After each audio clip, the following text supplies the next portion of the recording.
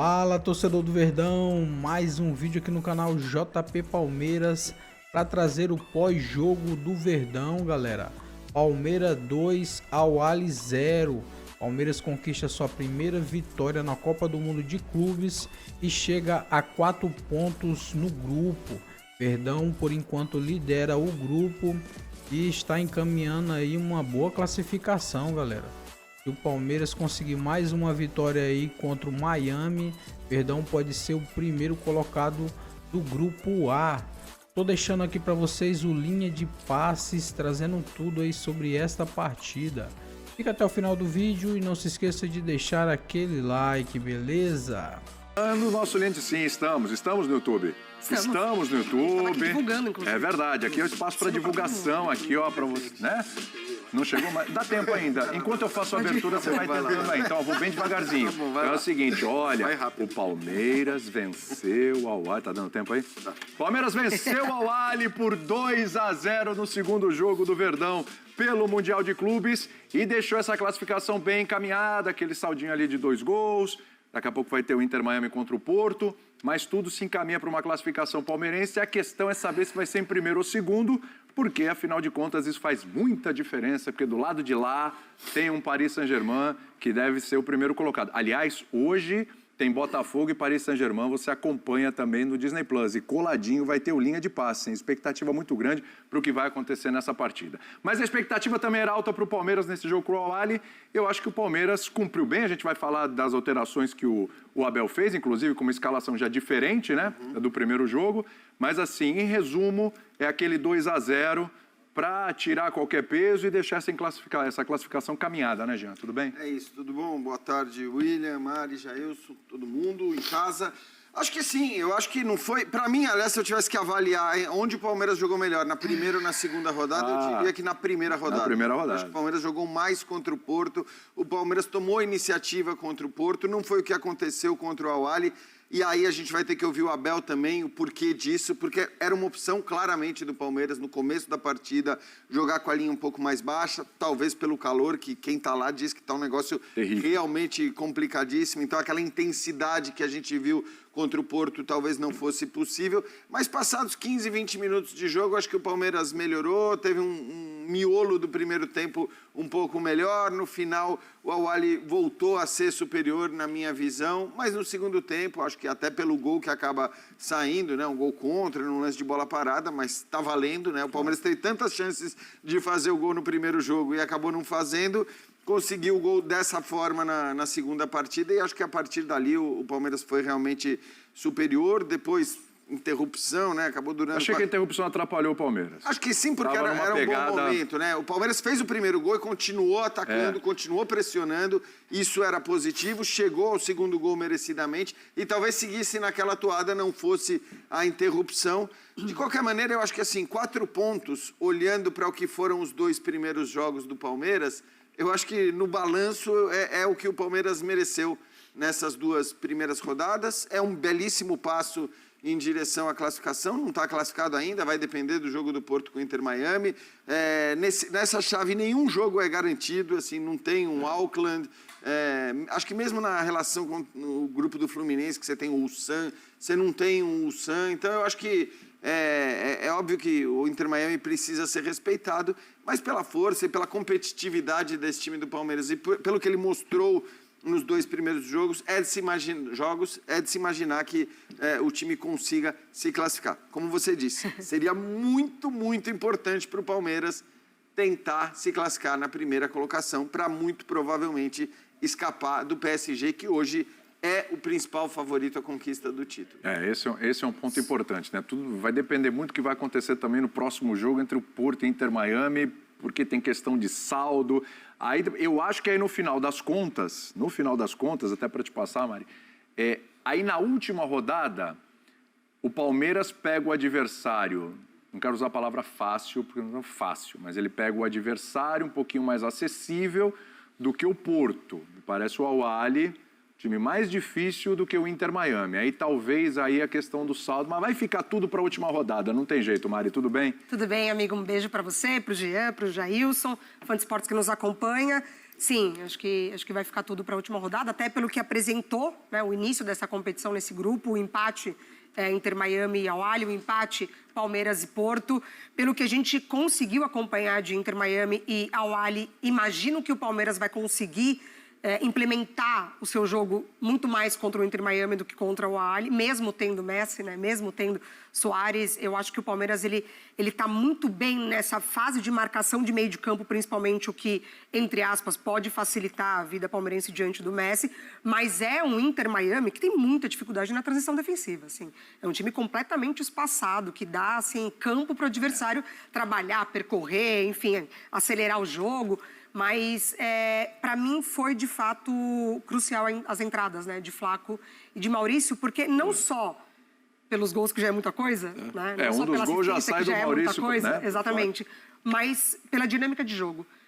A entrada dos dois, ela também aumentou o nível dos outros atletas. Então, o Piquerez entrou mais no jogo, o Giai corrigiu mais posicionamento, o Rios, não tem nem o que falar, para mim, é o melhor jogador da temporada do Palmeiras, mas a dinâmica de jogo da equipe, como coletivo mesmo, como time, para mim, melhorou com a entrada dos dois. Então, não é só por conta dos gols, que já é muita coisa, mas já voltar com eles, para mim, foi o ponto de chave para essa vitória do Palmeiras. O Jailson diria que o Palmeiras já está classificado? Tudo bem, Jailson? Tudo bem, boa tarde, amigos.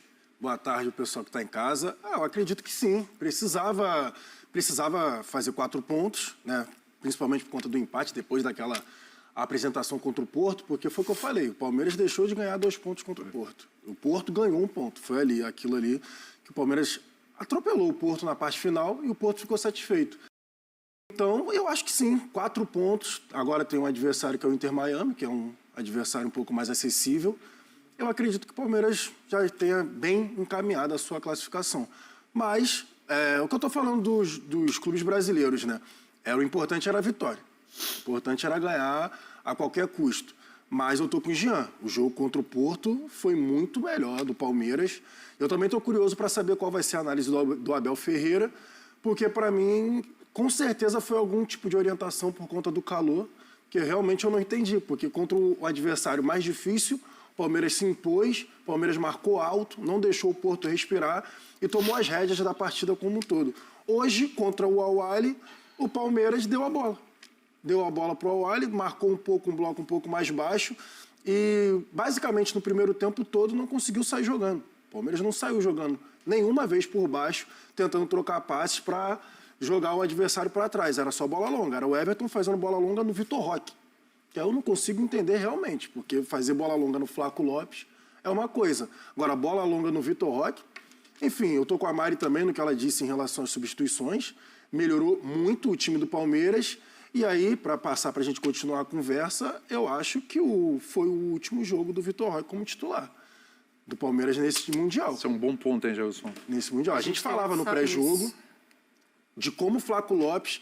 Pode perder gol, pode ter as questões dele, porque ele perdeu um gol ali que era só dar com a perna direita, ele foi de esquerda. O primeiro lance dele já foi meio atrapalhado. Ele perdeu o gol, só que o jeito que o Palmeiras joga, de tentar abrir o time adversário e, basicamente, cruzar a bola para a área, procurar uma referência dentro da área, o Flaco Lopes ele ajuda muito mais do que o Vitor Roque. Até pela estatura, até pela forma que o Flaco Lopes joga. E muitas vezes falta alguém na área porque o Vitor Roque se movimenta mais. Então o Flaco Lopes entra no jogo que estava complicado, o Al-Ahly era melhor no primeiro tempo para mim. E aí o Flaco Lopes entra no jogo complicado, o gol contra só sai porque ele que estava na bola, na cobrança da falta. Foi. Ele atrapalhou o zagueiro adversário e depois ele faz o gol. Muito inteligente pelo chão. Se desloca ali, ele bota o corpo na frente do zagueiro, porque se o zagueiro encosta nele, ele seria expulso. Se ele levasse a bola para a perna direita, provavelmente ele poderia perder na corrida. Ele dá o tapa para cima do zagueiro, o zagueiro já fica com medo, já faz assim, porque se encostasse seria expulsão, e ele bate muito bem na bola. Então, eu não vejo mais motivos pro Flaco Lopes ser reserva do Vitor Roque. Sendo o mais sincero possível, e a gente estava falando 25 milhões de euros, né, Mari? Que a gente estava pesquisando ali. Que foi o valor do Vitor Roque. Mas, no momento, o Flaco Lopes, para mim, entrega mais para o time do que o Vitor Roque. Você acha que é por aí? Eu acho que o adversário vai facilitar a titularidade do Vitor Roque na última rodada da fase de grupos. Justamente por isso. Eu acho que o Inter Miami, muito mais desorganizado, talvez seja, de fato, mais uma oportunidade para ele, o Abel possa entender assim, né? O Abel, ele não é de desistir de jogador. Sim, sim. Né? Muito pelo contrário, ele insiste bastante com o jogador. É aquilo que a gente sempre pontuou aqui, né? A gente não está no dia a dia, a gente não acompanha treinamentos, então a gente tem que acreditar ali que o treinador, principalmente, ele se apega muito. Você acha que ele vai dar mais uma chance para o Vitor Roque, justamente por essa característica? Eu acho que pode ser. Eu não cravo que ele não largue com o Vitor Roque, justamente por isso, porque eu acho que o Inter Miami oferece essa oportunidade para ele. Você acha, hein? Eu preciso ser coerente até com o que eu falei depois do jogo contra o Porto, que eu até imaginava, eu falei, olha, acho que se houver mudanças tal, e devem haver mudanças, talvez seja no centroavante. Eu imaginei que o Flaco pudesse começar o jogo de hoje já. Eu também. Até porque a gente imaginava, eu pelo menos imaginava, um Awali mais baixo, mais fechado, e não tomando iniciativa. Então, era um cenário, o que eu imaginava e que não se confirmou para o jogo de hoje, era um cenário em que talvez coubesse mais o centroavante, o cara de referência na área, porque é mais a pegada do Flaco. Isso não aconteceu, ele começa no banco de reservas, mas aí, de novo, assim, é o que o Jailson falou. Mais uma vez, ele entra bem. Porque isso não é só de agora, né? No Campeonato Brasileiro já vinha acontecendo. Em vários momentos, ele entrando e resolvendo a parada e fazendo gols. Por mais que, né, na expectativa em relação ao potencial máximo, acho que todo mundo imagine o Vitor Roque com um potencial além do potencial do Flaco, não é o que a gente tem visto já há uma boa quantidade de jogos. E esse é o tipo de campeonato que, cara, é tiro curto. Você tem que olhar quem está melhor. O Tite falou isso depois da eliminação da Copa do Mundo. Ele falou, cara, eu aprendi isso, né? Depois da primeira Copa, ele falou, eu aprendi que eu preciso mudar se um jogador não está bem, porque o campeonato tem 7 jogos. E acho que isso se aplica também a esta Copa do Mundo. Claro que tem uma questão física. Eu, sinceramente, nem acredito que, se ele não estivesse pensando em dosagem, talvez as outras mudanças que ele fez tivessem acontecido. A saída do Maurício, não acho que se justificasse para a entrada do Facundo, não acho mesmo. A saída do Felipe Anderson também não acho que se justificasse, mas ele sabe que ele precisa dosar também. Então, eu acho que teve um pouco de mudança. Aliás, eu acho não, ele falou isso. Foi. Ele falou isso na entrevista pré-jogo. Ele falou, nesse tipo de campeonato, com jogos tão próximos, eu não vou escalar o mesmo time todos os jogos. Então, eu acho que quando ele toma as decisões que ele tomou de mudanças, tem muito mais a ver com uma questão física do que com uma crença de que, sei lá, vou tirar o Maurício e colocar o Facundo Torres e o time vai voar. Vou tirar o Felipe Anderson e colocar o Veiga, que o time vai voar. Acho que não é isso. Muito embora no último programa que a gente... Aliás, o primeiro, né, com relação ao Palmeiras, a gente estava conversando sobre isso aqui, do Veiga, e você, o Birner, o Calçade também, estavam pensando numa possibilidade do Veiga entrar mesmo nesse jogo hoje. Para ser justo, até o Birner falou mais... Eu não imaginava o Veiga jogando aberto pelo lado direito. O Veiga aberto não...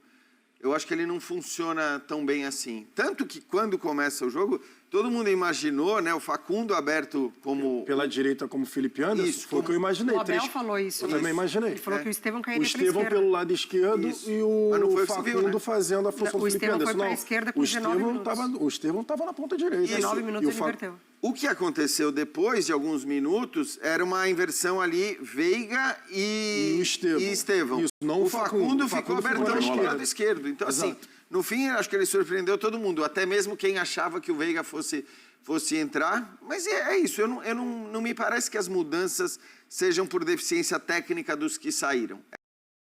Então, acho que física, portanto, é possível que eles voltem. O Palmeiras também vai ter que pensar agora na questão dos cartões. O Richard Rios, que eu tô com a Mari, talvez seja o cara que tecnicamente mais entregou na temporada, tomou um cartão idiota, mas de uma estupidez no final do jogo, dando uma bica ali para arquibancada. Não pode. Ainda mais ele. Ainda mais ele, com a importância que ele tem. E o Aníbal Moreno, puxando a perna. Que eu ia falar, porque é o seguinte, a pausa que rolou por conta do raio lá, assim, os jogadores estão no ritmo, na voltagem 220, estão correndo de um lado para o outro. Rolou a pausa. E aí ficou o tempo, eu não sei quanto tempo ficou. O corpo esfria. Exatamente, o corpo esfriou. Na volta, o primeiro tapa, né, o primeiro tiro que o Aníbal teve que dar, que foi no contra-ataque do Awali, ele deu o tiro para correr atrás do cara, correu pra caramba, conseguiu ali dividir, atrapalhar, só que logo depois ele sente. E aí eu não sou médico aqui, mas geralmente quando é esse tipo de lesão, geralmente é estiramento.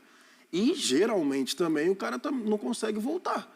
Ali, no mínimo, ali, umas 2 semanas, 3 semanas. Então, tem que ver se realmente for confirmado. Sim. Porque, eu até estava falando com a Mari, será que foi câimbra e tudo mais? Eu falei, pô, ficou parado esse tempo todo, voltou. No primeiro tapa que o cara dá, ele sente ali, eu acho que não é câimbra, não. É a forma como ele sai acho também, que né? pode ser a forma que ele sai, bota ali a mão no rosto, pode ter sido estiramento. Então, E ele foi a grande surpresa, né, deste Mundial no sentido de virar titular do Palmeiras. Ninguém imaginava. Para todo mundo, a dupla de volantes seria Emi Martínez e Richard Rios. E o Emi foi para o banco. É o setor que o Palmeiras está melhor servido ali, né? Tem o Lucas Evangelista também, quer dizer, não é que o Palmeiras... se é necessário. Isso, não é que o Palmeiras não tenha alternativas. Sim. Mas hoje o Richard Rios me parece um jogador importante, né? Ele que é sempre... Não, ele cobre uma área de beleza. E tecnicamente, para mim, ele é acima de todos os outros da função. Isso. Tem o Evangelista, tem o Emi Martínez e tem o Aníbal Moreno. Por exemplo, a jogada que o Rios faz pelo lado esquerdo, ali a herança dele de salão, que a gente está falando na hora, que ele já vai penteando a bola, procurando ali a linha de fundo. Nenhum outro volante do Palmeiras vai fazer isso. E o lado direito do Palmeiras ali com o Trezeguet logo no começo, né, na primeira metade do primeiro tempo que o Awali foi para cima, precisou do Rios baixar ali para ajudar Veiga e Giai. Então, assim, até o momento ali estava, de fato, sendo um caminho, né, para o Awali. Tanto que a gente viu o Rios combativo, né? Toda hora era choque. Que é o que se discute muitas vezes dele. Acho que ninguém discute a qualidade técnica do Richard Rios. O que se discute muitas vezes é a postura, uma certa... desconexão, às vezes, com o jogo, né? Com o jogo, com o que está acontecendo e tudo mais. Como ele desliga, né? Mas assim, tecnicamente ele é muito bom e eu tenho visto, né? Estou adorando ver porque as avaliações da imprensa internacional sobre os times brasileiros, elas são completamente desprovidas de preconceitos ou de bagagens que são positivas, mas que o cara que não tem, ele vai ver com o olho zerado, assim, né? E o Rios tem sido o cara mais elogiado, assim, disparado na imprensa internacional, o cara que a gente vê os comentários dos torcedores de times europeus falando, pô, ninguém foi buscar esse cara por quê e tudo mais. Depois do jogo contra o Porto, aconteceu muito isso, né? E ele jogou até mais contra o Porto, mas...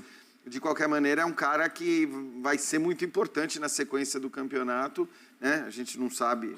Qual campeonato? O normal... Qual campeonato? Exato. Mundial, porque depois... Olha, já tem o Atlético de Madrid, tem a história que o Simeone gostou, pediu, o Porto parece que já tinha dado uma investida e tal. Mas também a gente sabe que o Palmeiras é um clube que hoje não negocia fácil. Valoriza as vendas. Então, assim, se ele perceber que tem 3, 4 times europeus atrás, não vai vender por pouco. Então, pode ser que demore um pouco mais. É um mérito, né? E o desempenho diante de um europeu chama a atenção ainda mais, né? Então foi assim, aeroporto, mas ainda assim, né?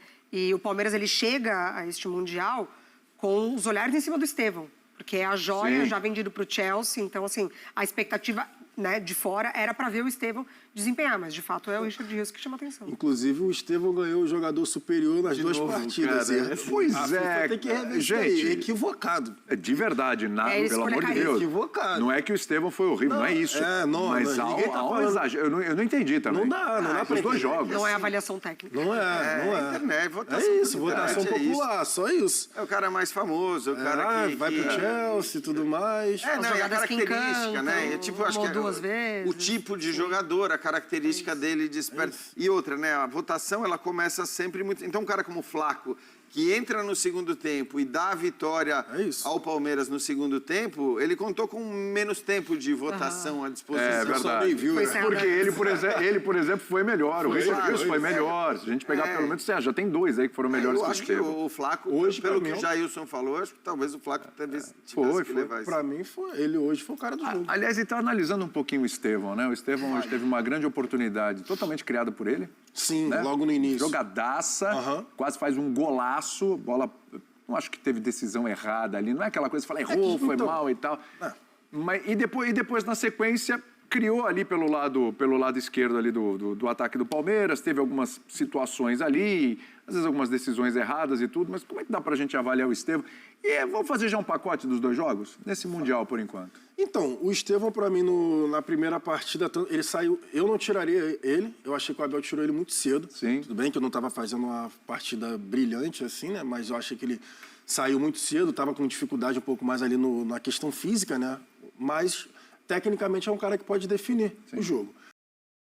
Nesse jogo de hoje, eu sempre fico com a questão da decisão, né? Ele já cansou de fazer esse tipo de jogada. Ele faz muitas vezes esse tipo de jogada. Foi uma das poucas vezes que o Veiga, por exemplo, conseguiu abrir para ele deixar no mano a mano. E geralmente esse tipo de bola ele não bate forte. O meu detalhe foi a hora da definição. Geralmente ele escolhe um canto chapa. Tira do goleiro, dá uma chapada e acabou. E ali, eu acho que por conta de ser o Mundial, de ser a competição que é o nível um pouco mais alto, são poucas oportunidades, ele escolheu definir com um chute mais forte e acabou a bola indo para fora. Assim, eu acho que tecnicamente o Estevão continua sendo o cara desse time. Mas eu acho que ele é melhor. O time do Palmeiras consegue, né? O Abel Ferreira, assim, extrai o melhor do Estevão com a formação do primeiro jogo.